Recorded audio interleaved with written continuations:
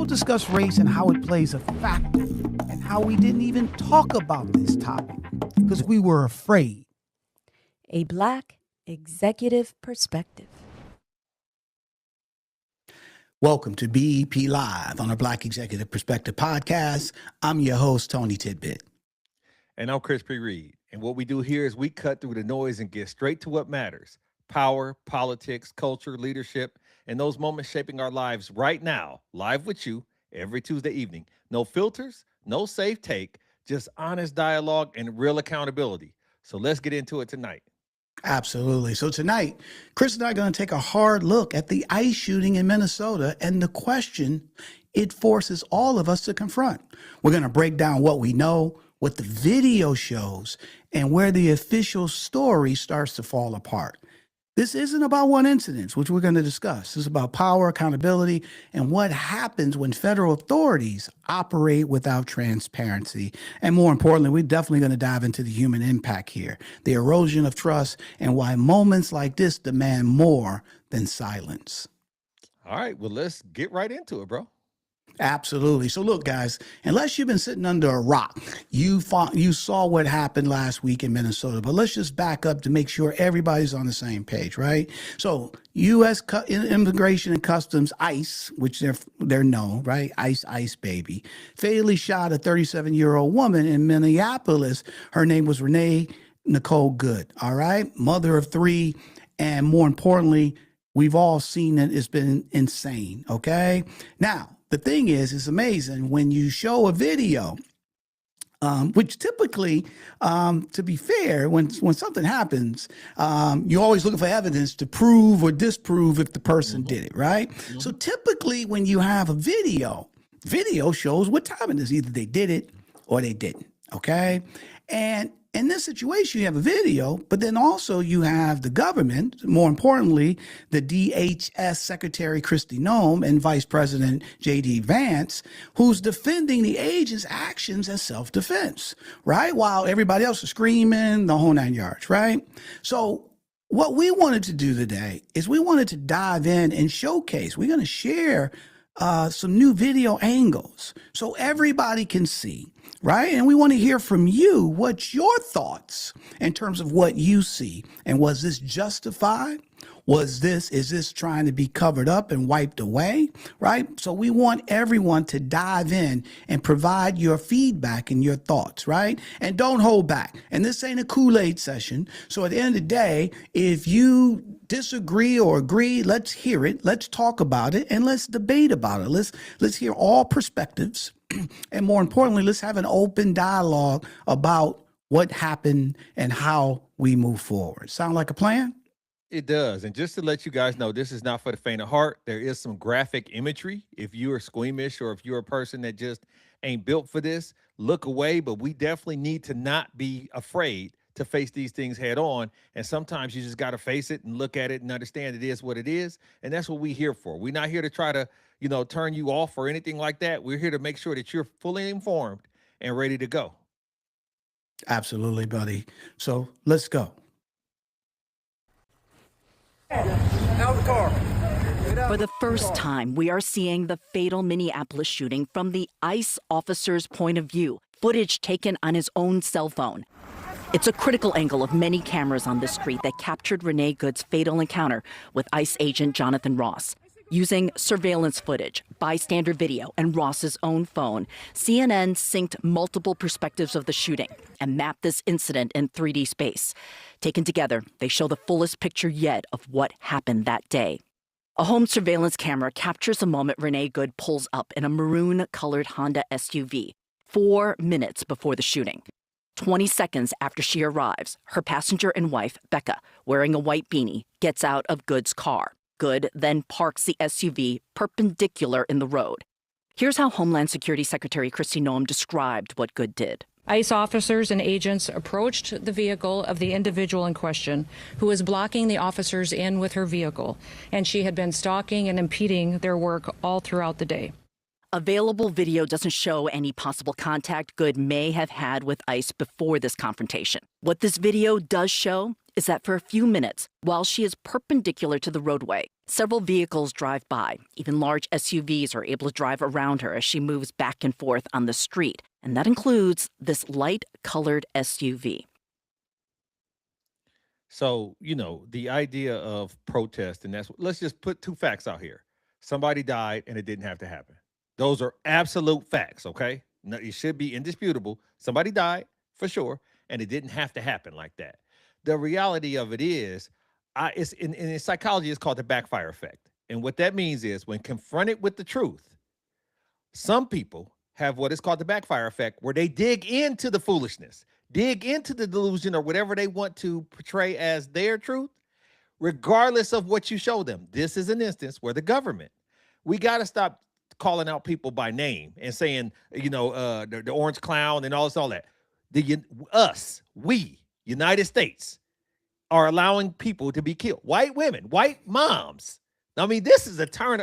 I never thought we was lynched and hung and accused and all this for the sanity and sake of preserving white moms for years. And now we letting people just go out and shoot white moms down in minivans? In minivans, bro. Like, so that was the first thing that really caught me off guard, was that I thought hell would be to pay based off of historical references. We've talked about it plenty of times on this show.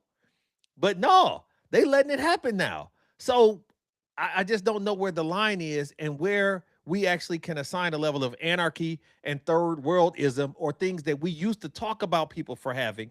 Now we're encompassing that. What say you? What say the people?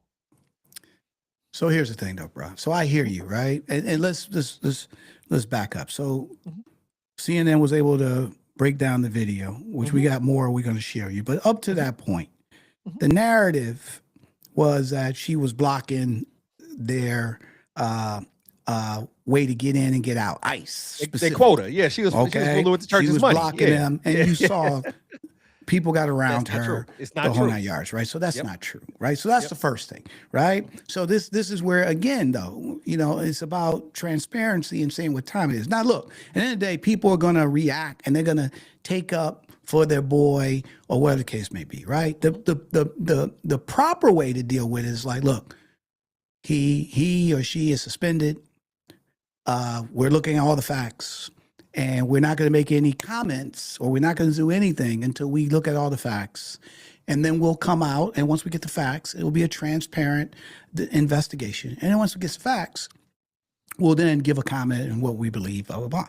But they went right to she did this and she was deranged. And, again, they always try to discredit you, right? And the whole 9 yards, right? So that's the first thing, right? Now, let me take it to the next level, okay? Because I want to be objective here, all right? So number one, I know for a fact, this is just me. I know for a fact, if I, in my car, if I park perpendicularly and I'm blocking traffic and ICE is around and I'm saying, yeah, big boy, you got my light. I know I ain't gonna be around long, okay, just to be fair. Right? Just to be, Chris, come on, let's be fair. Yeah, at the end of the day, these dudes got guns, right? And at the end of the day, you got the greatest intentions. You want to let your neighborhood know what's going on, be careful, blah, blah, blah, blah, blah. But I wouldn't antagonize them. Come on. Let's be fair here. If we saw a black dude or a black woman or Hispanic or whatever, and they were doing that, it wouldn't even be on the news. It would have been like, yep. And it would have been, it's his fault. They're the ones and blah, blah. So you just went to the white mom, the soccer mom, right? And that's the issue, okay? Because had a black person did this, matter of fact, a black person or a person of color in the right mind would never do that. Not raised right. Antagonize the police, ICE, FBI. I don't care if it was Sheriff, my man, Gunsmoke. You wouldn't do it. Right. You wouldn't do it and expect to live, all right? Because you're definitely going to get shot. That's automatic. So that's the first thing, right? And so at the end of the day, now, to your point, should a life been taken? Absolutely. It shouldn't have been taken, right? But you got to have some type of responsibility. Let's be fair here. They take some type of, they got to be also accountable for you teasing this dude. And when we go in further, you're going to get a little bit more context. But you teasing them, you playing with them, right? And we know that all officers, let's be fair, they're not all, we protect and serve. All right. That ain't their mindset.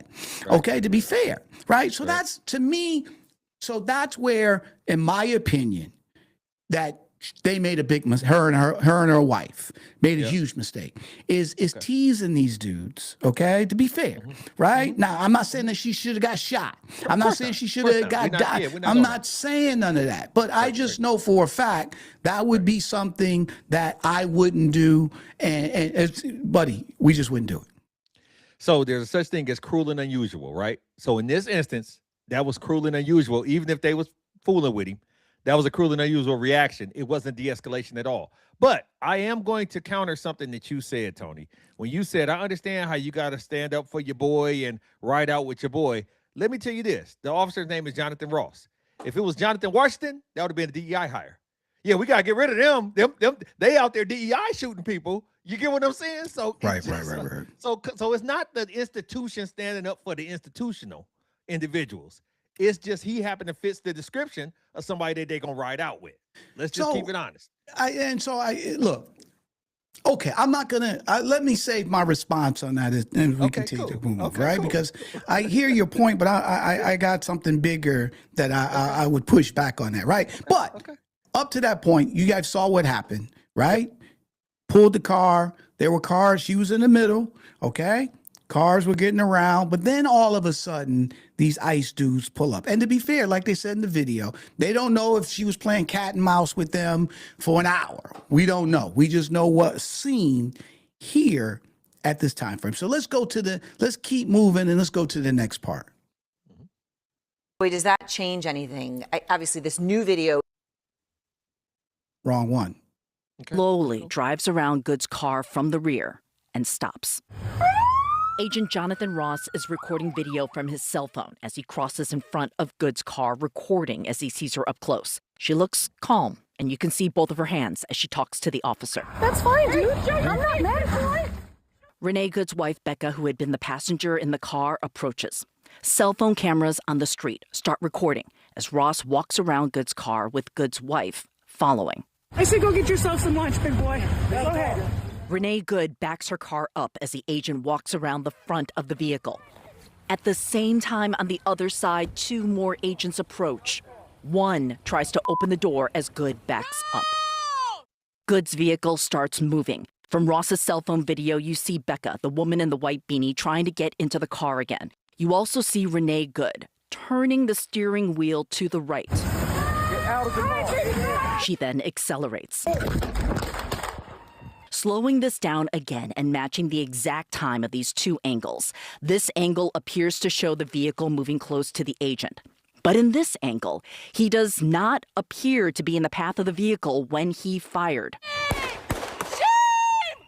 Oh my God! What the Seconds later, Becca Good runs to her wife, followed by the agent who fired his weapon. He briefly looks into the driver's side of the car and then walks away. Shame! Now, what we cannot see in Ross's cell phone video is if the SUV made contact with the agent because the camera angle jerks up to the sky. But DHS still says it supports the agency's initial position, releasing this statement saying, quote, the footage corroborates what DHS has stated all along, that this individual was impeding law enforcement and weaponized her vehicle in an attempt to kill or cause bodily harm to federal law enforcement. The officer was in fear of his own life, the lives of his fellow officers, and acted in self-defense. The American people can watch this video with their own eyes and ears and judge for themselves. The shooting itself, Aaron, is also not visible. You do, though, hear 3 gunshots. Aaron. You can't prove intent. And they said in the message that it was an intent to harm or kill. You can't prove intent, and dead men tell Joey, no does that tales. change anything? But the reality of it is, let's just keep it a buck. The reason why you can't see what happened in the video was because as he was creating content, you know what I'm saying? So I feel bad about coming against another content creator, but as he was creating content, we're not talking about a body cam. We're not talking about a body cam, Tony. Why the hell is a police person, a law enforcement agent, create on his cell phone, recording on his cell phone? Why is he recording content on his cell phone during this time? Two, and more importantly, as you stated, and kind of we staring up into this, she wasn't impeding his path because he went around her, literally ran around her, then stopped and wanted to smoke. And it seems as if you talk about intent, it seems as if his mind was made up, regardless of what was going to happen, that he was going to show them they was messing with the wrong one that day. And unfortunately, he had a badge and a gun and the means and the motive to make sure that she didn't come out of that. And that was a lesson learned. As morbid and horrible as it was, he was intent on making sure that whatever she did to offend him, he was going to use unreasonable force to get his just desserts. Buddy, there's no question. But before I respond, let's play the next clip because I want the prominent criminal defense attorney to give his perspective on this. And then I'll definitely dive in. Okay. Joey, does that change anything? Obviously, this new video is a new perspective, but then just as Kyung has reconstructed frame by frame those crucial instances from all the perspectives we now have. I think it's problematic for the officers with respect to justifying the force, and I'll explain why. The first thing is, let's talk about the policy. I do have the Department of Justice policy, which talks about the preservation of life, but it also talks about the obligation to get out of the path of the vehicle, right? Not to stand and shoot. It talks about getting out of the path of the vehicle, and it also talks about de-escalation. Why is that significant? I don't see much de-escalation there. That's important. I hear word to the effect of effing BITCH. That goes to me to state of mind. So if you're not of the officer, he's saying that. Right. I mean, so it's one thing to defend yourself. It's another thing to be angry and use animus with regard to employing force. The other thing that's troubling to me is that if you're not standing in front of the vehicle, but if it seems to be, I'm not saying it, it's what the video shows, you're off to the side of the vehicle, then how is it representing an imminent threat to death or physical injury? The other issue is you have to justify every projectile. If you're shooting a projectile and the car's not coming at you, what's the basis? And if you're shooting into the window when the vehicle's going away from you, that's further problematic as well. So it goes against the notion of immediate fear of death or serious injury. It goes against the notion of the proportionality of the force. And finally, Aaron, it goes against the issue of it being reasonable. So as I see this, it's a problem to me for the officer, even though the White House says there's nothing to see here. There is plenty to see from my perspective. So much to see.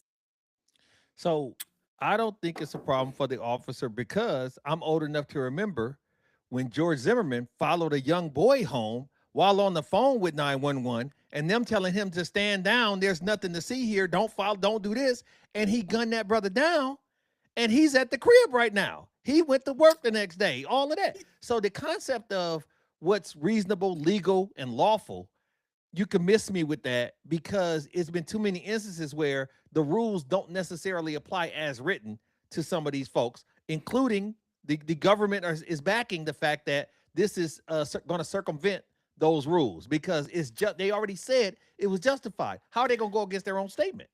Well, here's the thing, though, bro. So, and again, let's don't go to the results before we're still dealing in the process. Okay. So the George Zimmerman thing is a done thing.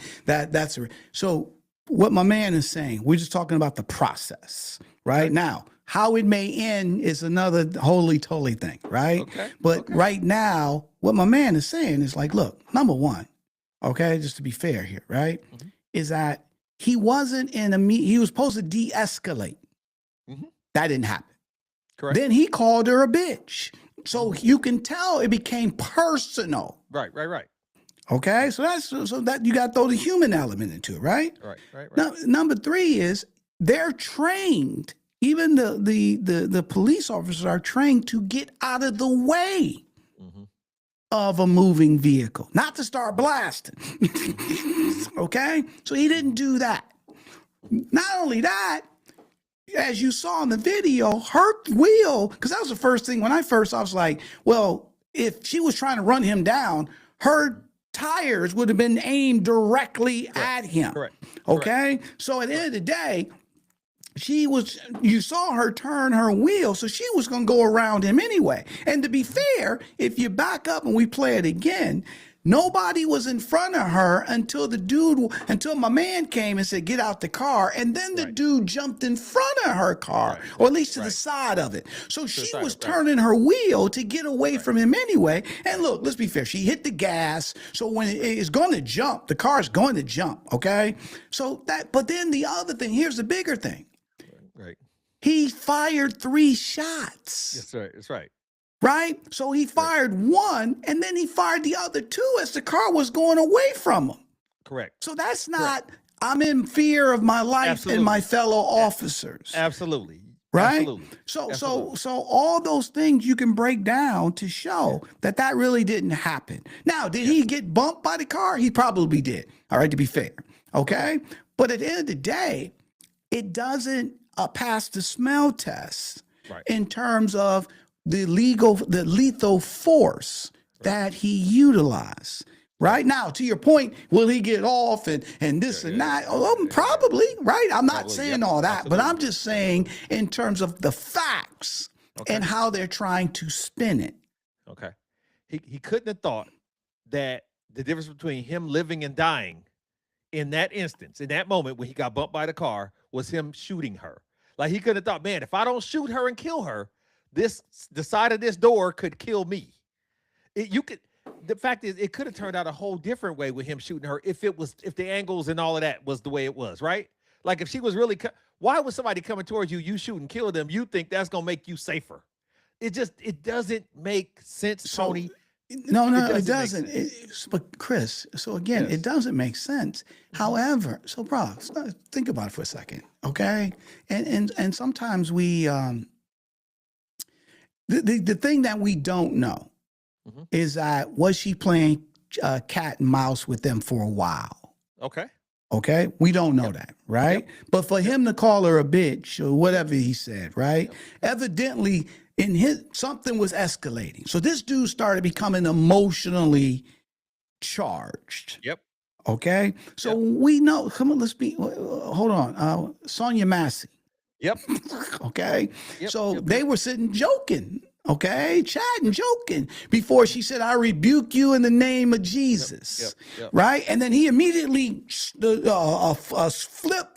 flipped, and he "I'll shoot you in the face." Right, and so this dude, all I'm trying to say, man, that's different. No. Instantaneous versus antagonistic. No. What I'm saying, but it is similar because at the end of the day, this dude flipped a switch flipped.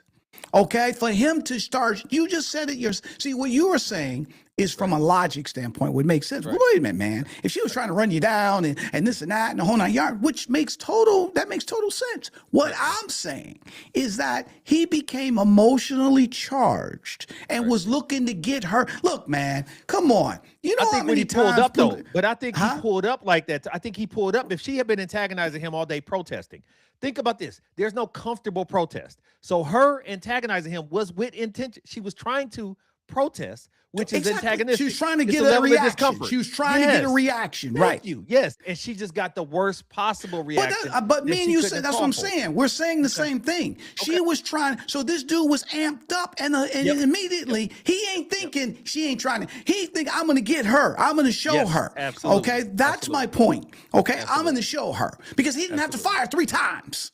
Correct. Okay. He didn't fire once, but my point is he loses even his argument to say that I thought my life was in danger when you fire. That's what my man was just saying. When you fire 2 other shots, like he said, every projectile you have to have an answer for why I shot this bullet. Okay, that's just I was afraid it's going to be the answer. I was the answer is going to be I was afraid, but at the end of the day, it's not going to be sufficient for the other 2 bullets. That's my point. When somebody's look, bro, if somebody you see it all the time, right? I was afraid for my life, and then when they do the autopsy, right? The dude was shot in the back. Yeah. You see my point? Well, wait a minute. How could you be afraid for your life when you shot him in the back? Yeah, but the government already testified on his behalf that he was afraid for himself, the safety of the public, and his fellow officers. Another thing, Tony, let's just be real. There's no such thing as a decorated ICE officer. There's no such thing as a highly decorated ICE officer. These are people that took the bonus. They took the bonus and let's come on, bro. They masked up like the Gestapo, bro. Like Heinrich Himmler. They masked up like the Gestapo, going in and snatching people out their homes and snatching people out their neighborhoods. They not even from there. You know what I'm saying? This is German. This is a very very buddy, right no. situation going on. I agree. Look, but here's the thing, bro. I agree with you on that, right? When I think, what is it, 2,000 ICE officers in Minneapolis? Okay, so let's be fair, 2,000. Okay, so that's, I don't know. Somebody look it up. What's the Minneapolis? Not population. They're the police department. Police force. What's the? Because New York is, I think there's 30,000 cops in New York City, right? Okay. Which for a city of 8 million people, that makes sense. Okay. So my point is, I will look up the number of what's the number of police in Minneapolis. I guarantee you, I could be wrong, but I guarantee you that the number of ICE officers in Minneapolis is over the number of police officers. You see my point? So when you have so many people, so you're right. It doesn't matter about he's a decorated and this and that. They're there to kick ass. That's what they're there for. All right, they're there to protect and serve. They're there. That's why they got masks on. That's why they, buddy, flat out. So they're coming, and they're armed, by the federal government, so they can do what they want to do. They ain't gotta be nice. You see my point? So that's the issue. That's one of the issues, right? And that's why most cities don't want them there, because what happens is because your community will push back. Yes. Right. Let's be fair, man. Okay. Let's back up. Why are we here? Okay. Because we're talking about the shooting, but let's back all the way up. Why are we here? We're here because, Trump said, hey, we got to get rid of the criminals. We got to lock down immigration. They're coming too many. And then to be fair, okay, that's fair. We got too many people. All right, that's fair, right? And how did he frame it? It was the criminals. We want to get these criminals, these gangbangers. We want to get this, that out of the street. And that's what people voted for, to be fair. Then once he came in, they changed it. Okay? So now it ain't about, now if you hear illegal, you're a criminal. Okay? So they didn't say nothing about going to schools. They didn't say nothing about going to Home Depot. They didn't say nothing about, going to the bakery where the person that's been living here for 19 years, all right, that's been working in the community that everybody hasn't done anything, this and that, but is here illegally. They wasn't talking about those people, right? But that's who they're. So my point is, there wasn't enough of the criminals, okay, to make the quota work. So now we're going to expand it, and we're now going to go after anybody, right? And so when you do that, the community, and then the tactics is Gestapo tactics, where we can just go in, grab somebody at school, a 15-year-old, or what the case may be. And then, so when you do that, the people in the community are going to be charged. Because I'm like, what? This is supposed to be democracy. You see this on TV. You see, this is not supposed to happen here. And then you got 2,000 people up, and then they can do whatever they want to do. That's why we hear. And then so eventually this was just a matter of time before this happened. But you kept saying they had this plan with immigration. They had this plan for the criminals. When does they and their actions become us and we? Because we are allowing it as America. We are letting this happen. We letting these motherfuckers play Call of Duty in our streets, right? So we have to figure out what is going to be our hill that we die on. What is going to be our landmark dynamic that we say, okay, look, we can't have it. We can't have renegades masked up, like you said, playing Call of Duty out in these streets, killing unarmed white moms, Tony. Here's the thing, though, bro. People are pushing. So, bro, why you think she was in the street? They're protesting, saying we don't want you here. Okay? So it's not like people sitting back on their thumbs and not doing nothing. They're out doing what they can do. Okay. And then after she got killed, how many protests have you seen go across the country? Right. And people been protesting for the longest, to be fair. So it's not like they're sitting back, now look, we always say, right? If it doesn't affect you, you like, what are they talking about? All right. She shouldn't have did that. You go immediately. But if you do the same thing in a small rural town in Montana or wherever, you're going to get the people and be like, what the hell is going on here? So now, Sal, thank you, buddy. Sal looked it up. There's 600 police officers in Minneapolis.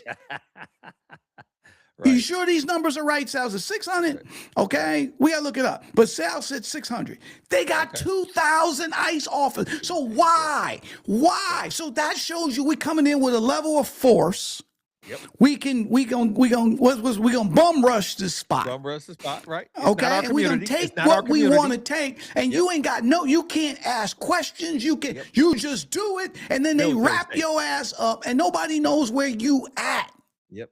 So who wants to live like that? That's why people are fighting back. Okay, because nobody would want to live like that. Here's the thing, bro. That can, and I should have, but we'll do it on another episode. How many people that's been detained, that's U.S. citizens, that was pulled up and accosted, all right, and was like, I'm a citizen. They're supposed to be told that, and then they, okay, sorry. Yep, all right, so that can happen. My bad. Right. That can happen to anybody. So nobody wants that. Okay, and so my point is, this was supposed to be this, right? But now it's this. And because it's this is what you're getting. And it won't be the only. So thanks. Sal said, yep, 600 sworn police officers. And they got 2,000 ICE. Why 2,000? It's an overwhelming show of force. Exactly. It's bully tactics. Yeah. So when you have bully tactics, what happened? People are going to some people are going to be scared. Right? But the other people are like, what the hell are you doing in our city? Why you don't have to do that's the issue. Yep. Ain't no punks here. But let me ask you this, Sal, specifically to you. Why aren't the right people pushing back, meaning policymakers and people who have a voice? Why are they not? It shouldn't be up to the citizens because we vote people in for this shit. We vote people in to push back on our behalf. But Chris, they are so here, bro. And you a real smart dude, right? You know these questions, you know these answers. So that's what I'm looking at you because it's the federal buddy. So you have a state level, and they have state power. Okay, that's it. Then you have federal government, you have federal power. So the federal power usurps the state power. So if the president says, we sending these troops here, and from a legal standpoint, you can't block it, then they're there. Gotcha. There's nothing you can do. Because you can scream, holler, the whole 9 yards. And so he knows that.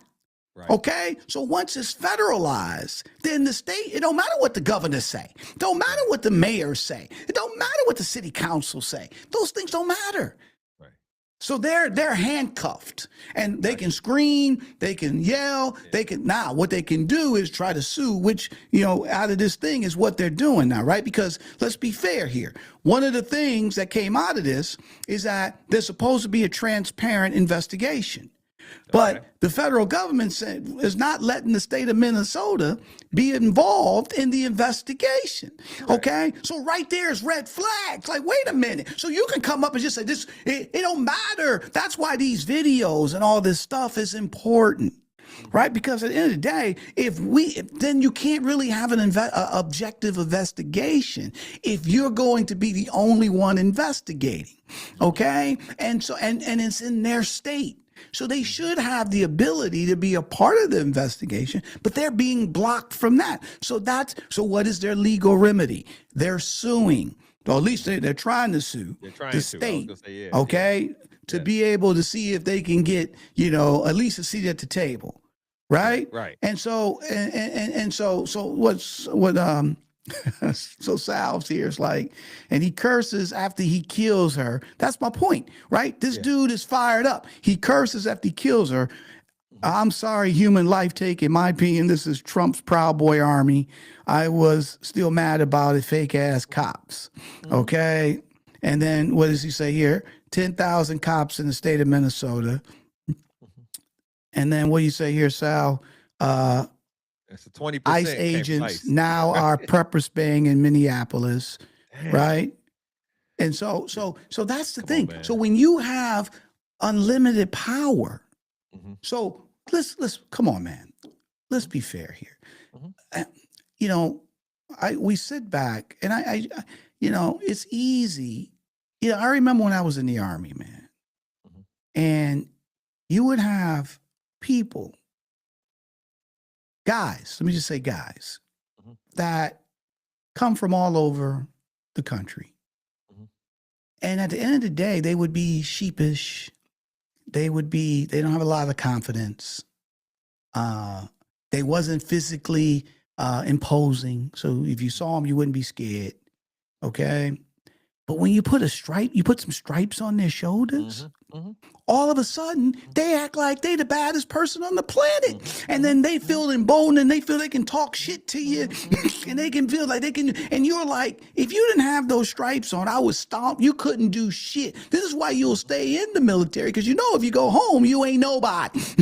Right? So when you give somebody that type of authority, a human being, that feel they can walk, and not is all of them that way? Probably not, right? But you know, in every situation, there's good cops, there's bad cops, right? There's good, and then so now you give if you give a bully, would you give a bully a sheriff badge?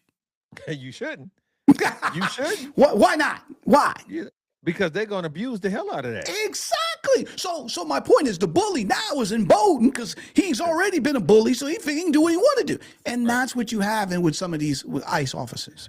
Throughout the history of the United States, we've had a litany of people who have died protesting for what they believed in. And there's honor in that, right? I honor the people who, from the civil rights era, from long ago, have put their life on the line, put their freedom on the line because they were protesting something that they believed in. It appears as if people are killing, but it's not for something they believe in. This dude killed, he can't say he believed in something when he killed her. She died for something she believed in, which was protest, the freedom to protest. He shouldn't have had the freedom to kill her. And that's the distinction between them being there in that moment. In that similar moment, even when she was standing there unarmed, she was sitting in the vehicle unarmed, she seemed jovial. She seemed like, hey, she thought she was going home that day. You got around me. I was impairing your ability to do your thing. You pulled around me. Hey, this is what, I'm not going to make it easy on you, is what her mentality should have been, might have been. Wasn't there, don't know. But it seemed that from the footage, she just wasn't going to make it easy on him. But she didn't come for smoke. She didn't come to be killed. It was stunning that is how that turned. And for them to, okay, so all of that is done right there, right? Like you said. But for them to then try to qualify it and absolve it, that's the real danger, because that's setting the precedence for us to be afraid to protest. You're not going to let your daughters protest now. What do you do? What do I do as a United States citizen, Tony, when I see something I don't believe in? Because now I have to second guess if I should take my children or if I should be involved in something and ask myself, am I willing to die over this? Well, here's the thing, though, bro. I don't think she thought she was putting herself in her life in harm's way. Okay. Okay, to be fair, right? Yep. I don't think she did, right? And Yep. if you watch the video again, who told her to drive? Oh, I didn't hear it. Her wife. Her wife said, wife "Go, did, okay. baby, go." Yeah, So okay, they wasn't. See, I'm just, so it was. She wasn't trying to run him over. Right. The wife was trying to get in the car, and then they showed up and was like, tried to get in the car, and the wife is the one that said, "Drive, baby, drive." Right. And then that's why she took off. So she wasn't looking to run them over. Okay, she was looking to get out of there. Right. That's where she's looking. Right. But unfortunately, so that's that. Number two, man. Come on, man. Let's be fair here. I mean, Chris, where you work at? Mhm. Are you working there for life, liberty, and the pursuit of justice? No. Okay. Just for So for the bonus check. majority people Right, ain't. right. All right. So yeah, I mean, bro. Now, is there certain people that join the Army or the Marines or Navy because they're patriotic and they want to defend? Yeah, exactly. But not a lot of people. A lot of people, I want to go to school. I want to travel. I want this. So say, there's a ton of people who do stuff that ain't patriotic or believe in 100%. It's a job. Right. Okay. Okay, just to be fair, right? So at the end of the day, I'm not shocked that they're not paid. Look. We can't paint broad brushes. Are there certain people that's ICE officers that believe in, we want to make sure we have only legal people here? Okay, yes, possible. Yeah, absolutely. But some of them have just got a job. Okay, that's all it is to them. And so at the end of the day, they don't care about nobody else. They're not looking to, hey, let me do my job. Chris, one thing I know about you, and again, we're talking two different things, but let's just go by the mindset, right? Mm-hmm. You take your job 100% seriously, right? What do? You look at procedures. You look at how the things are supposed to be done the right way. There shouldn't be any shortcuts. Has to be done. This has to be done. Did you guys think about this? Blah, blah, blah, blah, blah. Let's be fair here. How many people that's been in your spot or you've seen that they ain't following no rules. Right. All right. They're just doing, and you're like, how did you guys sign this contract? How did you come up with this? How did you come up? They have the same role you got. But they don't follow regulations. They just got a job. And if nobody checks them, if nobody checks their work, they'll keep doing whatever they need to do. Absolutely. Right. We're at a checking point though, because here's the situation. By nature, a protest is supposed to cause a level of discomfort, right? By nature, when you're protesting against something, there's a level of discomfort. With that level of discomfort comes a level of irritation or aggravation to the people that are being protested against. You following me so far, right? Mm-hmm.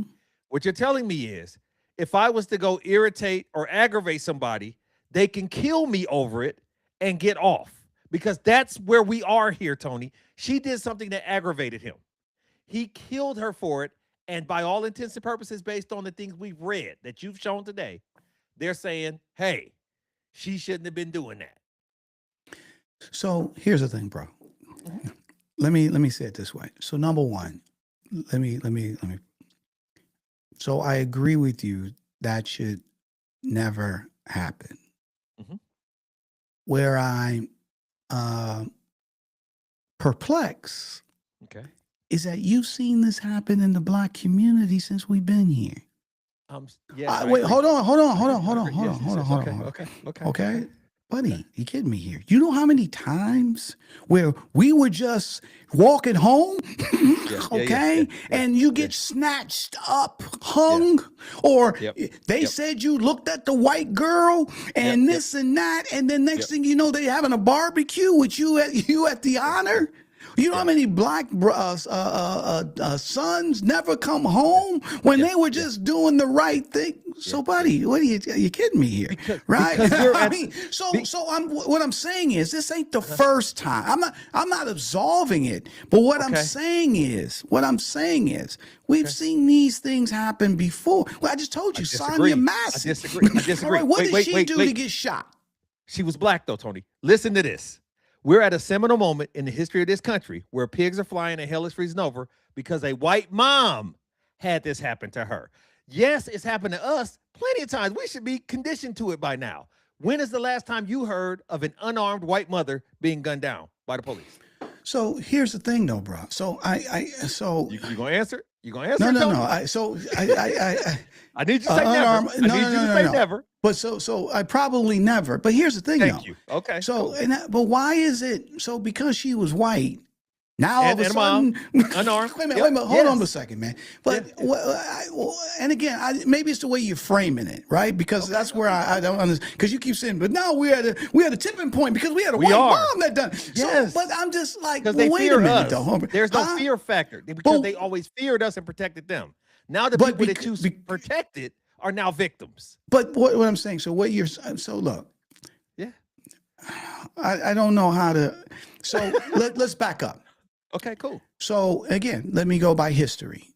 Okay. So you know who Goodwin, Schwerner, and Cheney was? In Mississippi, yes. What about them in Mississippi? They got killed for trying to assist in the movement. And in terms of registering people, Black people to vote in Mississippi, right? Now, who was Goodwin and Schwerner? Yeah, white folks. They were two white boys, and boys. Cheney was the Black boy, right? Boy. Yep. Now, how many black kids or boys or men was shot and murdered, okay, trying to do the right thing or get their people or try to lift their, we go to Mega Evers, we can go to a bunch of people, right? That was shot in the back, whatever the case may be. How many times that happened? Plenty. A million Plenty times, of right? media. Plenty of media. Okay. But when Schwerner and Goodwin got shot, what happened? The tipping point is what I'm talking about now. But what was the tipping point? What happened? That they was white, and then they made sure that they knew that, hey, they. But who made sure? But what I'm saying, what type of what? Yeah. What The happened? black folks. Yeah. No. We made sure. The The media. FBI got Yeah, involved. got Before involved, that, they never got involved. Yeah. Right? I'm Like I with said, you. it happened a million times to black people. Right. Okay? There was no FBI investigating, but as soon as Goodwin and Schwerner got murdered, then the FBI came in and got involved. Right. Okay? So what I'm saying, man, that ain't nothing new. So do you agree that when the FBI came and got involved, that was a tipping point or a seminal moment in the civil rights movement? I don't know if it was a tipping point or similar moment. I just know because I just know they started investigating. Then nothing changed, right? I mean, nothing changed. Okay. And look, I don't want to get too far off because I want to stay on this, but nothing changed. It was just that they got involved and they investigated. And actually, to be fair, the people that they found who did it, how much time did they get? Oh, damn near nothing. They got 3 years. All right, nothing. 3 years. So what changed? Nothing. So all I'm saying is, bro, I'm not shocked. Okay. Okay. And if it takes, so here's the thing. I hear your point though, that, hey, now they're doing it with white people. So now it's insane. I just like, they shouldn't be doing it at all. Correct. Okay. She black, white, it should. So let me ask you this. If she was black, would that make that any different? I think based on conditioning and the way this country is run, I could have understood it more because they would have felt threatened because we But see, have Chris, been demonized. you could understand it more. See, this is where this is more you than anything else. You seem more like, Ask the man, we got to people. do Ask something the because a people. white mom got shot. Ask the people. All right, ask the people if versus- she was black. On this chat, people, but- if she was black, could you have seen it differently if she happened to have been black as opposed to her being a white soccer mom? Is that not stunning to you people on this chat? So what I'm saying is they may say, no, it wouldn't. I would think it was Chris, we started the thing off when I said there's no way that I would be in my car be teasing ICE agents. We said that when we got on the call, right? That we would get shot. We know that, right? We know that. Right. What I'm shocked at is that you seem like more amped up, like, oh, now white soccer moms are getting shot. The world is over. And then that's why I'm just like, you said specifically there's no way we would do it. Why wouldn't we do it, Tony? because I told you we would get shot. Why would we get shot? Why would we get shot? Why would we get shot, Tony? What do you mean, why would we get shot? Because, Why would buddy, at we- the end why of the would day, you they and I don't get shot? value our lives as the Our same as But if it was a white dude, could he do it? What do you mean, could he do it? Could he do the same thing you said? There's no way you would do because you know they would shoot you. Right. A white dude would be more empowered to do it because he knows his rights and all these reserved So opportunities. he would live by his privilege, right? Yes, And so yes. that's what happened to her. She thought that was never. But what I'm saying, but you seem and so maybe so I'm trying to understand, because what you're saying is that you're shocked that, oh shit, they're not killing white people too. So the world is over, right? Yes, Tony, this is attack on privilege. But you said it yourself. You made your own argument. Look, bro. I'm not shocked. So here's the thing. Okay. I just think, and maybe I see it differently, right? I just think when you put 2,000 people that's grabbing people up, okay, and saying that at the end of the day that they have no rights and you can do whatever you want to do.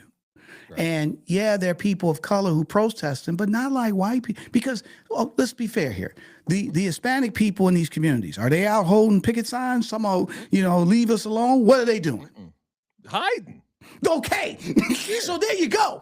All right. So at the end of the day, because they know if I'm out there saying, we had old girl Erica on the show and she said, told her own son, hey, don't go nowhere, because they'll pick you out. Right? So at the end of the day, if you know that, you ain't going to be out there doing that. Okay, so now all that being said, when you push people in a powder keg, okay, it's inevitable somebody's gonna get killed. Okay, so I'm not shocked that somebody got killed. I'm sad she shouldn't have got killed. Absolutely. But I'm Deplorable, not absolutely. shocked that she was a white, that she got, because, buddy, when you put hoodlums, and I don't want to call them all hoodlums, but when you put people who think they got absolute power, they can do whatever they want to do, unfortunately, you're going to have incidents like this, right? So if she would have been black or Hispanic or Asian, it would be, look, it still would be horrible. All right. However, it wouldn't, and would people cover it? They would cover Probably. it. All right. But it Probably. wouldn't be, what I'm saying is, it wouldn't, I don't know, bro. But here's the thing. I told you. You're agreeing with me without saying you agree with me. But I'm not. So you're like, look, here's the thing. You're at the point where you like, man, they killing white people now. We gotta get out of here. Man, when white soccer moms And get gunned down, unarmed, white soccer moms start getting gunned down. What's left? What's left, Tony? What else is there? So here's the thing, though, bro. I maybe I'm naive, but I don't like putting a pecking order in terms of they shot the black dude, so it show don't you mean case nothing, after or they case shot after the case. Mexican, I'm and not going you can that sit far. back and chill. But I'm if it's a saying white person, then the we all got to condition- be like, oh shit, Man, well, we gotta who get say? out of here, right? Man, who say? I just think that, look, and like I said, maybe I'm naive. I just, look, I hear your point. Right. So let's move on. Because I'm just like, I ain't shocked. Right. I'm just, but hold on to your point. Hold on. Okay. So you know what? To your point, let's see what my man on CNN says. Okay. Because he said something to that point as well, right? Okay. What do you see there? Well, there's nothing that a city police officer would do in that situation that approximates what the ICE agent did. Meaning in terms of the level of force. Not They've all only been trained to get out of the way of a car. Yeah, not only the level of force, but all of the other tactics. I mean, there is one reason that the president, the vice president, and the secretary are so hyperbolic over this, because they want to get out from and away from this as fast as possible. This is their worst case scenario of a white woman, a mother, being shot by ICE agents, a U.S. citizen. And so that's their whole mission, is to get away from it. And they say, well, the American people can look at this video and make their own decisions. Unfortunately for the administration, the American people have already looked at this video and they have made a determination about this. This is their Kent State moment. Kent State moment. I agree with dude, and I'm gonna vote for him if he run for something. Because yes, he's right. So here's the thing, though. But just does everybody know what Kent State moment means? You know what Kent State, what happened to Kent State, right? Give it to him. Give it to him. So Kent State there were National Guards that killed 4 or 5 college students, who was protesting against the Vietnam War. All right. And when that happened, it was on TV, like Walter Cronkite, everybody talking about it. And it just shows the vitriol in terms of how people felt about the war, but also that innocent people who were just here protesting, college students were killed, right, by the National Guard. And so that speaks a little bit to what I was talking about. When you put people with with no checks and balances regarding power in a situation where Americans feel they have the right to push back and protest, okay, you're going to get people who get killed, okay? And that's what happened. So that's what I'm trying, buddy. That's my point here. I get it that she was white and this and that, but at the end of the day, you can do that anywhere. Eventually, it's going to explode, okay? Because you can't control it, and you got these dudes who's human beings who's walking around feeling like they can do anything they want to do. Look, let's even go back to the video, man. When the dude when he shot her, did he go and look in the video? When he looked in the car, then he was like, oh shit, what did I do? And this and that. He just walked away and like, call 911. Call 911. Right? Yep. There was no like remorse. There was no feeling of humanity. There was nothing.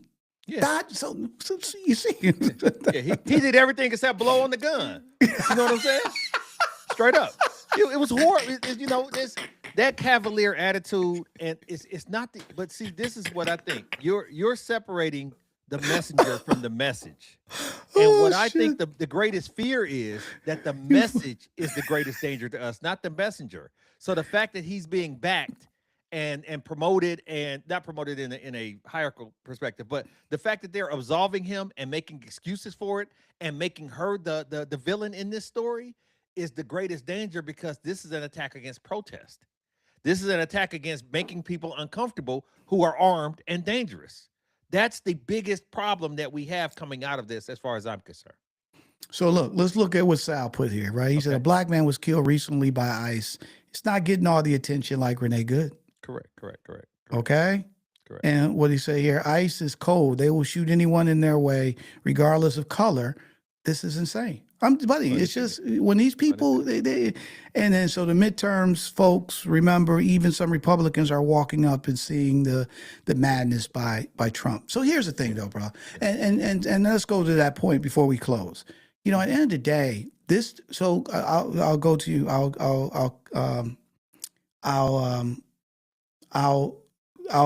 go to your point here. Mm-hmm. Is that people across the aisle are saying that this is horrible, right? And will it be the Kent State moment? I don't know. It depends on what happens after it, right? And so, you know, Minnesota and other states are filing lawsuits to stop what they describe as politically motivated surge of ICE agents using aggressive tactics. Civil rights experts and community leaders argue this incident is symptomatic of federal overreach and escalating force in immigration enforcement contexts. The grieving family of Renee Good emphasizes the human toll of these policy choices and call for empathy and accountability above all politics, right? So here's the thing. And I want to ask you this question. Do you think this is, and you gave me a little bit of this answer, but let me see. Do you think this incident is a turning point? Is this Kent State in terms of how Americans view immigration enforcement? Yes, and I think the reason why, and I know we're coming up on it, but I think the reason why is because we've convinced ourselves, based on the news, based off the actions and the reactions, that no illegal people live in red states, that no red states require ICE intervention or ICE interaction, that everybody there is on the up and up, and no criminals dare come in there, because all of this infraction happens to be in blue states. All of this infringement on liberties and justice for all happens to be in blue states, and anybody can get it, and it's getting more and more dangerous because it goes unchecked. It's just like a cold that's not treated. It becomes the flu, it becomes pneumonia, and it becomes death. We can get ahead of this if we take a second to say, wait a second, this has gone too far. If this is not the have gone too far moment, I dread to think what is. And that's why, you know, the reaction is similar to how the media is responding, and the people across the other side of the aisle is responding is, damn, I don't, unarmed, forget about the white part, an unarmed woman, an unarmed female got gunned down multiple times, and he just, like I said, and walked off on some Call of Duty. This is not what we signed up for. And at some point in time, we have to stop saying they and him and realize this is America doing this to Americans. Buddy, I love it. I love it. And remember, next week, we're going to dive into the divide and conquer strategy, Yes, right? sir. Because Yes, sir. you said something that's totally good. This wouldn't be a situation if you didn't have that strategy where you're saying blue states, red states, or this and that. Because when you do that, you don't see people as humans. You see them as groups, okay? And so to your point, oh, it's in the blue state, so that's what they deserve, all right? And that's the fallout in terms of that type of division versus to seeing Renee Good as a mother who regardless of she didn't do nothing to go. She didn't do nothing It was to get unwarranted, shot and absolutely. killed, bro. Correct, That's just correct. so. Here's the thing: she did nothing to get shot. You want to arrest her? Okay. You want to give her a ticket? Okay. Right. But to shoot her in the face 3 times. Nothing. There was, see, that's the point, Chris. There was nothing in the video that said she should supposed to got shot. Right. And so let's all remember this. Don't let the official spin be the last word. Right. The Minneapolis shooting isn't just another news event. It's a flashpoint of how America negotiates power, justice, civil rights, and accountability in the 21st century. So, Chris, hey, if this is the Kent State thing, or if this is Waterloo, or if this is whatever, and it affects change, then we wish Renee Good would still be here so her kids and her wife could spend time with her. But hopefully, if this happens, then her life will. Yeah, I don't care. I don't think they care about that. To be fair, they want their mother and their wife to be home. But at the end of the day, we hope that there's a lot of positivity in terms of the tactics that comes out of this. Absolutely. And just to close this out, we can't lose sight, people, of the fact that some protesters get pardoned and others get killed. Because that's where we are now. Exactly. And you're right, Sal. We have to keep the faith and feel that it's going to get better at some point. All right. You had the final word, my brother. Absolutely. Well, we want to thank y'all for coming in live, obviously contributing and putting the notes in and keeping us on the right course and informing us about these numbers, because that's all important. It's an interactive dynamic, right? This is what we're here for, what we come for, and what we enjoy is engaging with you every week. But what also happens every week is Need to Know with Nsinga. You don't want to miss this week's episode of Need to Know with Dr. Nsinga Burton on a Black Executive Perspective podcast. Dr. Burton dives into things like this, for sure, guaranteed. It's going to be hot and heavy at some point when she get a hold of things like this. But she talks about topical things that shape our community and our world.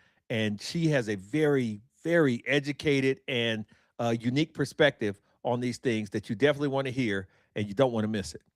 Absolutely. And don't forget to check out our new show, a Mixed Executive Perspective podcast, hosted by Grace Fuden Corey. This new show explores biracial identity, executive leadership, fear, purpose, and belonging, giving voice to perspectives that's been too often left unheard. So definitely check out our new show, A Mixed Executive Perspective, hosted by Grace Fuden Corey, here on the Black Executive Perspective podcast. Absolutely. Come out and support the sister. She is powerful. It's going to be great. We want you to show up and check out Pull Up, Speak Up. You don't want to miss the episode of Pull Up, Speak Up that we have a roundtable of individuals like Tony and I, but they have varied backgrounds, very perspective, and they come together and talk about a topic, and it's heated, it's passionate, it's informative, but you absolutely get the gist of how different people see things from different perspectives. And it isn't just talk, it's a call to action, so you want to tune in and join that revolution. And then, of course, we would be remiss if we didn't end by reminding you of our call to action, which is to incorporate less, LESS. Our goal is obviously to eliminate all forms of discrimination. And to achieve this, we ask everyone to embrace less. The L is for learn. We want you to educate yourself on social, legal, political, and cultural nuances. Absolutely. And after you learn, you have the letter E, which stands for empathy. Now, since you've learned, you should be more empathetic, because now you can put yourself in their shoes. And then the first S stands for share. It's what you do here each week with us live on Tuesdays. But you want to enlighten and give your insight to others to help them grow and understand how things are done, how things are seen, and what's going on in the world around them. And the final S stands for stop. We want everyone to actively stop discrimination as it walks in your path. It's as simple. If Aunt Jenny or Uncle Joe says something that's inappropriate at the Sunday dinner table, push back. Aunt Jenny, Uncle Joe, we don't believe that. We don't say that. And you stop it right there. So if everyone can incorporate less, LESS, we'll build a more fair, more understanding world. And guess what, my friends? We all will see the change that we want to see, because less will become more. This was a good one. We want to make sure you come back next Tuesday live, bring your mood, your attitude, and your typing fingers. and engage with us because we like doing this. But check out other episodes in our catalog. We have a lot of things that are out there for you, and make sure you look out for things that we still have to drop. Go to the website, sign up for the newsletter. We got the monthly newsletter. You definitely want to sign up for that on the website. Leave us a review and tell us things that you might think we should talk about, whether it be here or on other platforms. Let us know what's going on, but subscribe wherever you're listening. Where else can they find us, Tony? My friend, you can find, or they can find, a Black Executive Perspective podcast right here on YouTube, Apple, Spotify, or wherever you get your podcasts. And don't forget to check out our social channels of LinkedIn, X, YouTube, TikTok, Facebook, Instagram at A Black Exec, and go to our website. If you want to start spinning the wheels and having the mic and leaving your perspective and providing your thought and amplify your voice in 2026, join A Black Executive Perspective Podcast Academy. Our February class is now open where you can register. It's not going to be a lot of seats, so jump on, go to our website at A Black Exec to sign up. So for my fabulous co-host with the most, my boy down in Dallas, Chris P. Reed, I'm Tony Tidbit. We talked about it. We fought about it. We tried to understand each other's perspective about it, right? But regardless, we love you. And guess what? We're out. A Black Executive Perspective.